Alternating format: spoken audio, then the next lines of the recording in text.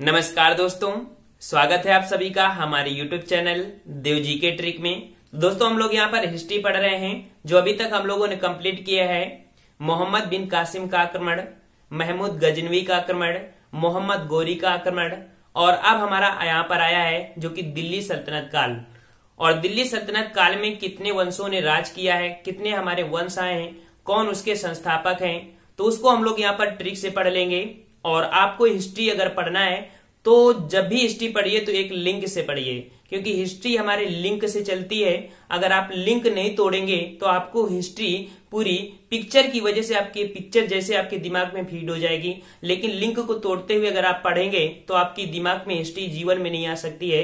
तो हम लोग यहाँ पर जो स्टार्ट किए हैं बिल्कुल एक ईस्वी वाइज चल रहे हैं, अर्थात 712 से स्टार्ट किए हैं। तो लगातार जितनी भी ईस्वी हमारी पढ़ रहे हैं सबको पढ़ रहे हैं। जहां पर हमको ट्रिक की जरूरत पड़ती है हम लोग यहाँ ट्रिक पढ़ रहे हैं, जहां पर हमको बेस की जरूरत है वहां पर हम लोग बेस पढ़ रहे हैं। लेकिन हिस्ट्री पूरी करना हमारा यहाँ पर लक्ष्य है कि हिस्ट्री को आप ऐसे पढ़िए जैसे कि आप समझ लीजिए कि एक मूवी देख रहे हैं। तो आइए यहाँ पर हम लोग देख लेते हैं जो ट्रिक है हमारी। यहाँ पर आपको दिल्ली सल्तनत जो हमारा चलेगा 1206 से आपका 1506 ईस्वी तक, जब हमारे भारत पर बाबर आ जाते हैं जो कि काबुल से थे। ठीक है, तो 1206 से 1506 ईस्वी तक आपका चलेगा दिल्ली सल्तनत काल। तो दिल्ली सल्तनत काल में कितने वंशों ने राज किया है, तो यहाँ पर देख सकते हैं दिल्ली सल्तनत काल के वंश कौन कौन आए हैं। तो हम लोग ट्रिक यहाँ पर पढ़ते हैं। ट्रिक नंबर आपकी 1 है, गुल खिला तो सैया ला दो। हो सकता है इसके पहले आपने ये ट्रिक पढ़ा होगा, लेकिन यहाँ पर इस ट्रिक के साथ हमारी एक नई ट्रिक भी मिलेगी जिसके साथ आप वंश को भी पढ़ पाएंगे।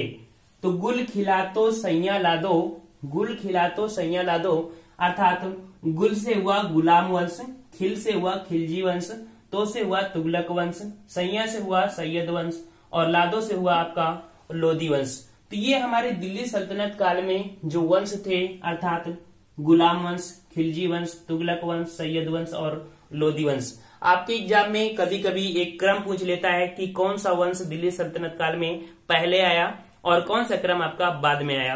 तो यहाँ पर देखिए दिल्ली सल्तनत काल में जो गुलाम वंश आया था वो हमारा चला था 1206 से 1290 ईस्वी तक, खिलजी वंश 1290 से 1320 ईस्वी तक, तुगलक वंश 1320 से 1414 ईस्वी तक, सैयद वंश 1414 से 1451 और लोदी वंश आपका चला 1451 से 1526 ईस्वी तक।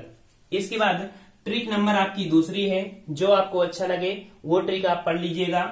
गुलाब खिले तो सूंघ लो महक, गुलाब खिले तो सूंघ लो महक। हमने बता दिया ट्रिक आपकी पुरानी होंगी, लेकिन यहाँ पर कुछ पॉइंट हमारे बताने का तरीका कुछ अलग हो जाएगा।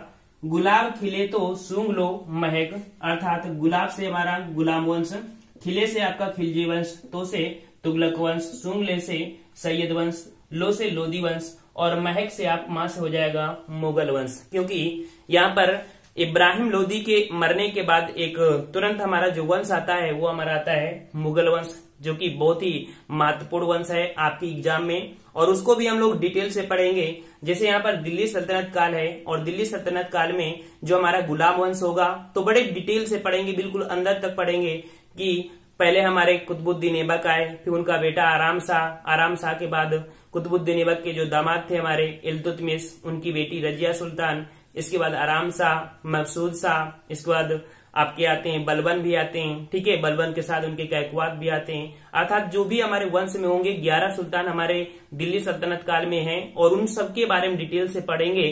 तो आप हिस्ट्री को बिल्कुल क्रम से पढ़ना। अगर आप क्रम से पढ़ते हैं तो आपकी हिस्ट्री ना भूलने की जिम्मेदारी हमारी है। आप 100% हिस्ट्री में कमांड कर पाएंगे। ठीक है, तो यहाँ पर देखिए आपने यहाँ पर वंश पढ़ लिया है, अर्थात यहाँ पर गुल खिले तो सैया ला दो, इससे भी आपका कंप्लीट हुआ। अब बात आती है यहाँ पर कि दिल्ली सल्तनत के वंश और उसके संस्थापक कैसे याद किए जाएं, क्योंकि आपसे यही पूछेगा कि गुलाम वंश के संस्थापक कौन है, खिलजी वंश संस्थापक कौन है, तो उनको भी हम लोग पढ़ लेते हैं। तो यहाँ पर आपकी ट्रिक है जो कि दिल्ली सल्तनत काल के जो हमारे शासक को ऐसे रटना है। तो इसको देखिए, मान लीजिए कि एक दो दोस्त रह रहे हैं, ठीक है, और वो रूम लेके रह रहे हैं, कहीं पढ़ाई कर रहे हैं, और वो रूम का जो फ्लोर है वो नीचे है और उन्होंने खिचड़ी बनाया है। क्या बनाया है? खिचड़ी बनाया है। और बना ही रहे थे कि अचानक एक कुत्ता आ गया।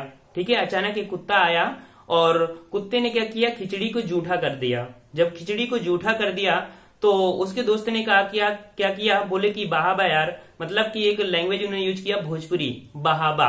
ठीक है, मतलब क्या हुआ, देखो तो सलीम। ठीक है, एक सलीम नाम था, एक जो पार्टनर थे उसका सलीम नाम था। देखिए यहाँ पर देखो तो सलीम, देखो तो सलीम, देखो तो सलीम, कुत्ता जल गया। कुत्ता जल गया क्यों, क्योंकि खिचड़ी हमारी गर्म थी अभी। ठीक है, कुत्ता जल गया, खिचड़ी बहावा। देखो तो सलीम, कुत्ता जल गया, खिचड़ी बहावा। तो देखिए यहाँ पर हमारा सभी पूरी दिल्ली सल्तनत काल समाप्त हो गई। कैसे, यहाँ पर समझ सकते हैं।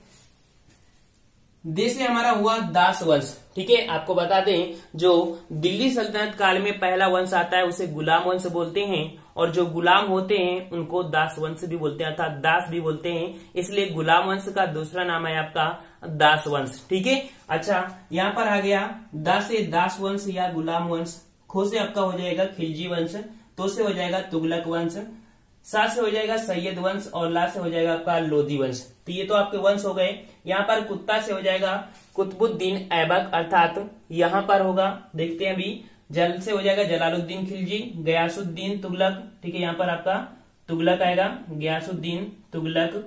और इसके बाद हमारे खिज से हो जाएगा खिजर खां, और बा से हो जाएगा बहलोल लोदी, और बा से हो जाएगा बाबर। अब यहाँ पर मिलान कर देते हैं। मिलान आपका क्या हो जाएगा, यहाँ पर दास वंश है, दास वंश के संस्थापक हमारे कौन है, यहाँ पर कुतुबुद्दीन ऐबक।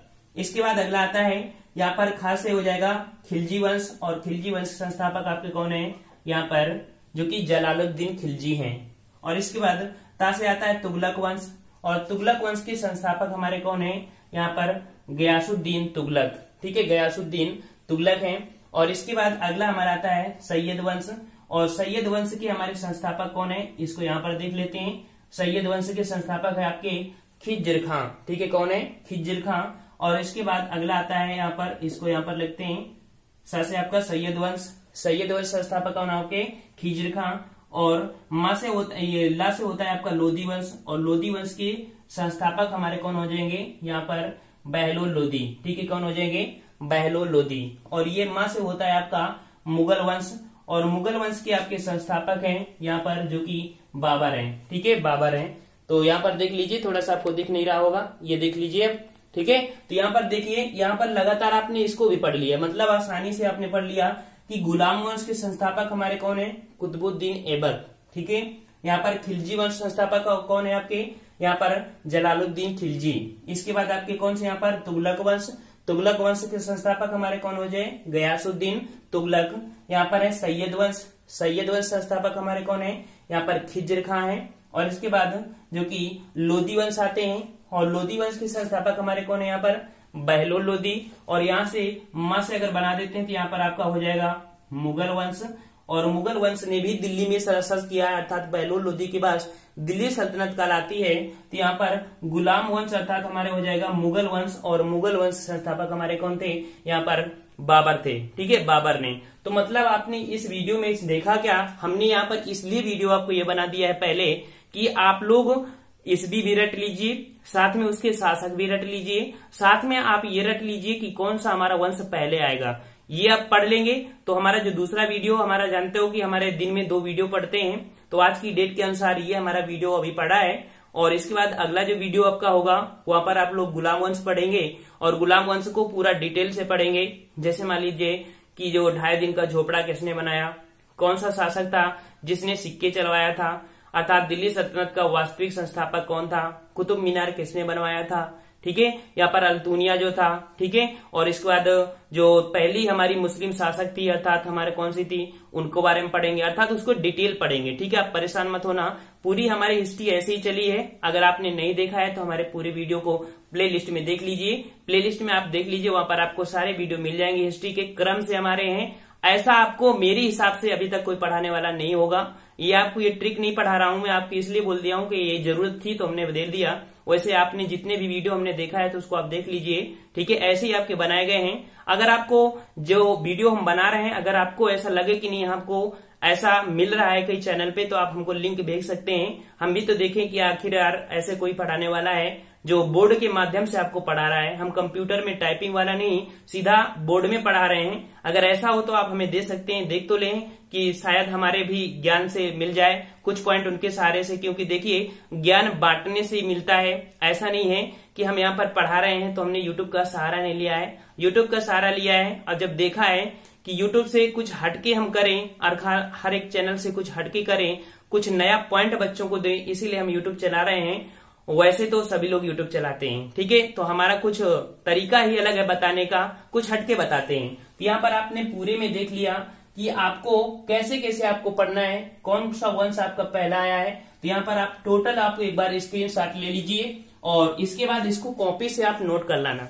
जो दूसरा आपका वीडियो होगा दिल्ली सल्तनत काल में, पहला होगा दास वंश। दास वंश में जो हमारे सबसे ज्यादा शासक रहे हैं, ठीक है, तो मतलब कितने शासक रहे हैं, कौन सा वंश सबसे ज्यादा चला है, कौन सा वंश आपका सबसे कम चला है, इन सब के बारे में पढ़ेंगे।